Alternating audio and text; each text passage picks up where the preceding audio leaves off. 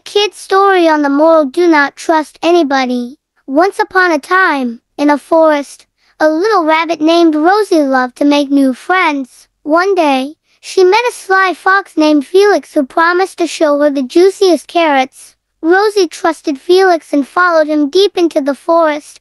But Felix had a trick up his sleeve. He led Rosie into a trap, and she got stuck. Luckily, a wise old owl named Owen rescued Rosie and taught her a valuable lesson: do not trust anybody too easily. Rosie learned to be cautious and make friends slowly, getting to know someone before trusting them. From then on, Rosie made many new friends, but always kept her wits about her. Remember, trust is like a carrot, it's sweet, but must be earned.